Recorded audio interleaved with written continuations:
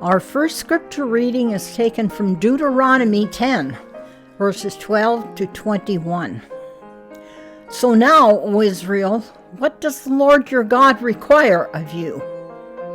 Only to fear the Lord your God, to walk in all his ways, to love him, to serve the Lord your God with all your heart and with all your soul, and to keep the commandments of the Lord your God, and his decrees that I am commanding you today for your own well-being.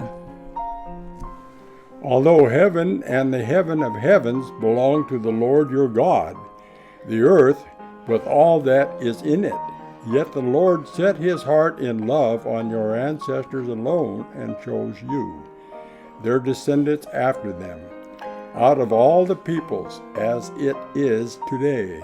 Circumcise, then, the foreskin of your heart, and do not be stubborn any longer. For the Lord your God is God of gods and Lord of lords, the great God, mighty and awesome, who is not partial and takes no bribe, who executes justice for the orphan and the widow, and who loves the strangers, providing them food and clothing. You shall also love the stranger, for you were strangers in the land of Egypt. You shall fear the Lord your God. Him alone you shall worship. To him you shall hold fast, and by his name you shall swear. He is your praise. He is your God, who has done for you these great and awesome things that your own eyes have seen.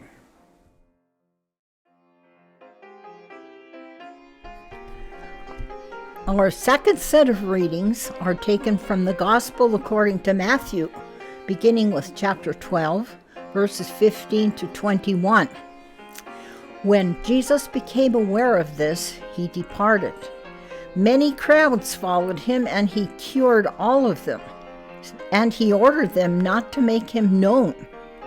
This was to fulfill what had been spoken through the prophet Isaiah. Here is my servant, whom I have chosen, my beloved, with whom my soul is well pleased. I will put my spirit upon him, and he will proclaim justice to the Gentiles. He will not wrangle or cry aloud, nor will anyone hear his voice in the streets. He will not break a bruised reed or quench a smoldering wick until he brings justice to victory. And in his name the Gentiles will hope.